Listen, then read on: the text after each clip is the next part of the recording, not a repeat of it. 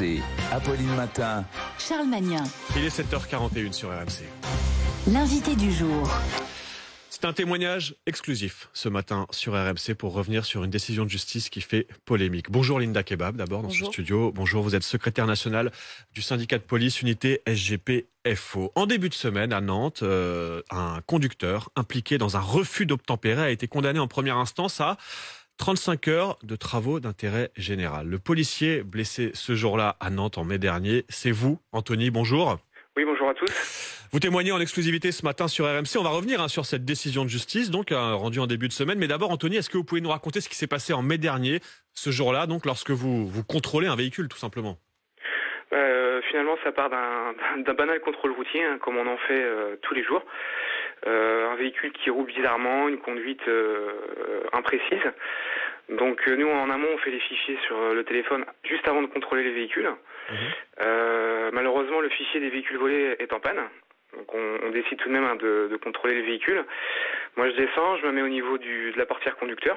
Et, le protocole habituel, je demande de couper le contact, les papiers, etc. Et là, c'est le trou noir.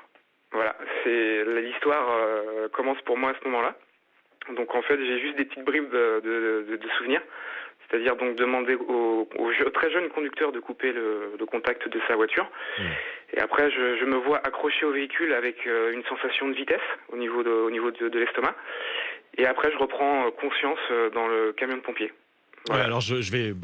on sait maintenant ce qui s'est passé. Vous avez été donc accroché, on va le dire comme ça, au montant de la porte, traîné sur une vingtaine de mètres. Votre tête a heurté violemment le bitume.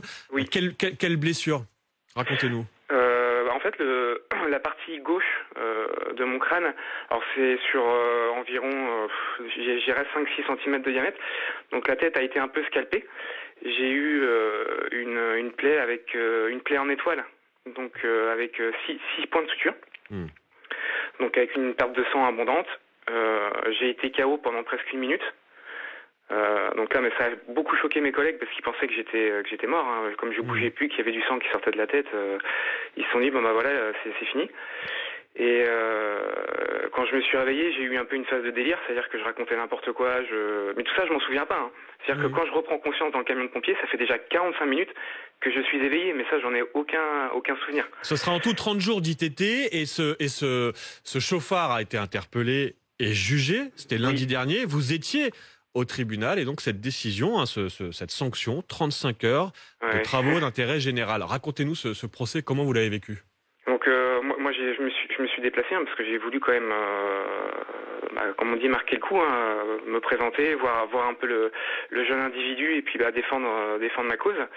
Et dès le début, j'ai senti que les faits étaient un peu minimisés, je vais pas dire qu'on excusait le jeune, mais presque. Et moi j'ai témoigné 2-3 minutes à la barre en expliquant tout ce que je suis en train de vous dire au téléphone. Et j'ai bien senti que en gros oui c'est bien, asseyez-vous et puis on passe à autre chose. Donc quand il y a eu la pause pour le délibéré, il y avait déjà eu donc la proposition de la juge pour les 35 heures. J'ai dit mais c'est pas possible, moi je peux pas assister à cette mascarade quoi. Donc je suis parti. Oui, vous avez quitté en fait la salle. Donc la sanction on la connaît, c'est 35 heures de travaux d'intérêt général. On nous dit qu'en fait le juge n'aurait pas souhaité, je cite, couper la dynamique de réinsertion du prévenu. Alors je vais préciser que le parquet a immédiatement fait appel, mais là je me tourne vers Linda Kebab parce que depuis que cette décision de justice est tombée lundi, il y a une immense colère au sein de la police. Oui, bien sûr. Bonjour Anthony, merci à toi pour ton Linda. témoignage. Oui. Énormément de colère, de l'incompréhension non, parce que malheureusement on n'est pas vraiment surpris, on est juste encore plus dégoûté. Que vaut la vie d'un policier? 35 heures d'intérêt général. Je rappelle juste qu'en France, le temps moyen pour effectuer ces travaux, puisqu'il y a des problèmes d'exécution de justice, c'est presque 2 ans. Donc en réalité c'est gratuit. C'est gratuit de tenter de tuer un policier. En réalité, on est sur une tentative d'homicide qui a été requalifiée en violence volontaire, d'où le fait qu'il soit jugé en correctionnel. Et aujourd'hui, ce jeune homme s'en sort totalement libre et gratuitement. Alors, sans fort, non. Je parce vous en que prie, déjà, je vais votre préciser que le parquet avait requis 8 mois de prison et que le parquet a fait appel. Donc, oui, il y aura alors, un déjà, appel, il y aura un nouveau procès. Marine Le Pen déjà, a réagi. Alors, mais Linda Kebab, j'aimerais vous entendre sur ce que dit Marine Le Pen. Elle estime que cette décision de justice galvanise les comportements violents et érige le laxisme en idéologie. Vous la rejoignez là-dessus? En fait, une démocratie, ou en tout cas une société pour qu'elle fonctionne, c'est-à-dire qu'il y a plusieurs mesures qui sont mises en œuvre. Il y a la question de la prévention et de l'éducation, et puis après la question de la coercition et de la sanction. Si la sanction n'existe pas, ceux sur lesquels l'éducation et la prévention n'a pas agi, qu'est-ce qu'il reste en fait pour les maintenir et pour les contrôler? Il reste plus rien. Donc du coup, c'est le début, alors dans le sens péjoratif du terme, de l'anarchie dans une société. Et clairement, oui, si vous dites à quelqu'un qu'il n'a plus besoin d'avoir la peur du gendarme, pour reprendre l'expression courante, et donc pas de peur de la justice, pas de peur de la sanction, pas de peur de la punition, en fait c'est la porte ouverte à tout. En fait, il y aura plus de limite, et dès lors qu'on a vocation à être un délinquant et un criminel, la seule chose qui éventuellement pouvait contenir, c'est-à-dire la peur de la prison, n'existe pas.